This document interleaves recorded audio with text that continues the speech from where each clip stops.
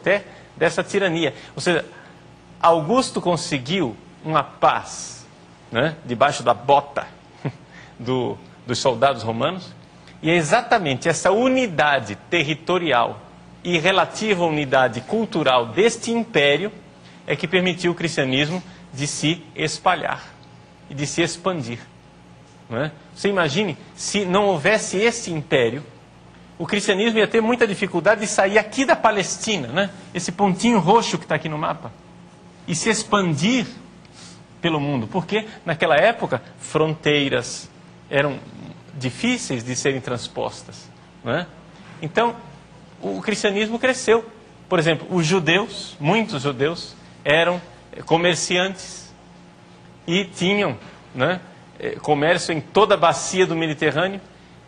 Quantos desses judeus se converteram ao cristianismo e levando as suas mercadorias, levaram também consigo a fé? E levaram, então, foram aos poucos fazendo igrejas, ou seja, fazendo comunidades cristãs em toda a bacia do Mediterrâneo. Então, plenitude dos tempos. Jesus veio, sim, mas Deus se aproveitou dessa realidade, da unidade política que havia na bacia do Mediterrâneo, e com isso nos deu essa possibilidade de expansão. Paulo, como é que o cristianismo foi se expandindo aí, a partir desse pontinho roxo aí da... Quais foram os pontos primeiros que foram cristianizados, evangélicos? Tudo pertencia ao Império Romano, né? Exato. E onde foram as piores perseguições? Bom, veja, na verdade o cristianismo, quando ele surgiu, ele era um fenômeno eminentemente oriental, não é?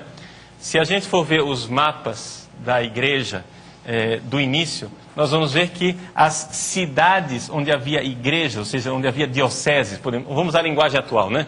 Dioceses. Onde havia dioceses são as cidades da Ásia Menor, aqui, ou seja, o oriente do Império Romano. Então, nos primeiros séculos, o cristianismo era um fenômeno eminentemente oriental, não é? Havia, sim, cristianismo aqui, na parte do Ocidente, na Espanha, na Gália, não é? Aqui na Itália. Também havia um cristianismo florescente aqui na África, no norte da África, que depois seria a terra de Santo Agostinho, etc. Porém, principalmente aqui no Oriente é que estava a raiz e a força do cristianismo nos primeiros séculos, não é? O que é que aconteceu? Aconteceu, porém, que com o passar dos séculos, isso daqui foi tudo tomado pelos muçulmanos. Ou seja, onde nasceu a igreja, hoje praticamente nós não temos cristão nenhum. Isso daqui hoje, se você vai ver no mapa, é uma área muçulmana, não é?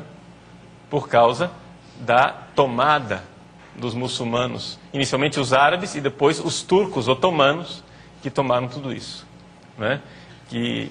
Então, mas foram aqui as grandes perseguições, não é?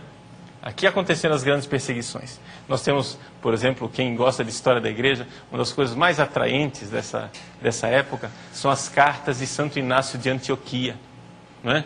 Antioquia é uma cidade que está aqui, né? Antioquia. Santo Inácio foi preso aqui em Antioquia, lugar onde São Pedro pregou, né? Uma igreja ligada à tradição petrina, e ele então foi levado como prisioneiro através da Capadócia também, e aqui terminou por essas igrejas da Ásia, aquelas igrejas mais ou menos ali do Apocalipse de São João. Esmirna. Esmirna. Pérgamo, e ele Corinto. escreveu cartas para estas igrejas aqui, para essas dioceses. Essas cartas de Santo Inácio são extraordinárias, são belíssimas.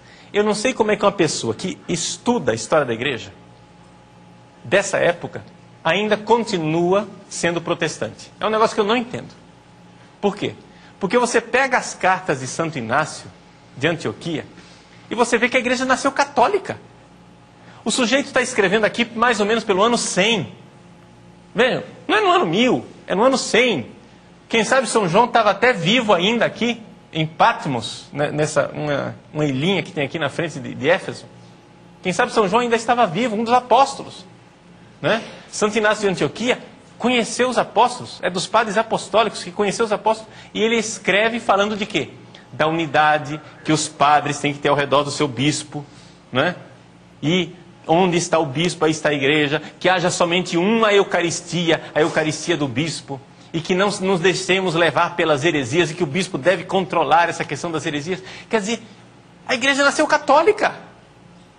A igreja não ficou católica com Constantino. Essa ideologia maluca que diz que foi em 313 que a igreja católica surgiu. Né? Mas é de uma ignorância crassa. Leia as cartas de Santo Inácio. As cartas de Santo Inácio são tão claras. E elas mostram Santo Inácio indo acorrentado para Roma, para ser entregue às feras, escreve, né, dizendo, né, deixem-me morrer por amor ao meu Senhor. Né? Ele escreve para os romanos, dizendo, olha, eu ouvi falar que vocês estão querendo fazer uma maracutaia aí para me livrar. Não, eu já tenho idade, gente. Deixa eu morrer como um homem de Deus. Né? E quer morrer entregue às feras, né, em Roma. Padre Paulo, a gente está na hora já do primeiro intervalo. Tem muitas perguntas que eu tenho certeza que brotam na cabeça. Só na minha cabeça brotaram umas 10. Por exemplo, né, eu vou colocar aqui, mas você vai responder depois do intervalo. Né?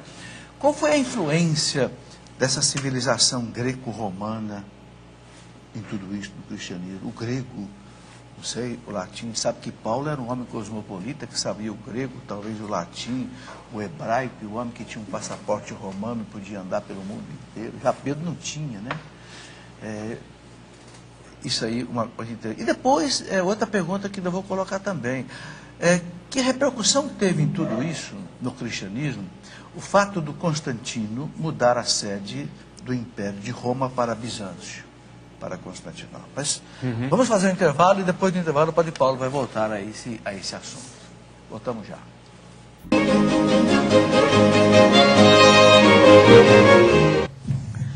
Aí, você está escutando essas batidas aí do coração, né? Vai preparando o seu coração para algo muito especial que a Canção Nova vai anunciar em breve para você, ok? Prepara aí o seu coração. E eu quero lembrar que também a Canção Nova precisa de você, tá? Projeto Dai-me Almas é o projeto que mantém toda esta obra de evangelização, pelo rádio, pela TV, pela internet, pelas casas de missão. E você que acompanha a Canção Nova pode ver quantos programas de evangelização você pode assistir, de manhã, de tarde, de noite, de madrugada. Eu saio na rua e alguém me para, professor, escutei o senhor hoje 3 horas da madrugada, Padre Paulo. 3 horas, por quê? Porque esse programa aqui é reprisado da sexta para o sábado, né? Às 3h30 da manhã, e muita gente parece que não dorme, sabe? Fica 3h30, mas evangelizando, né? Como diz o inglês, full time, né?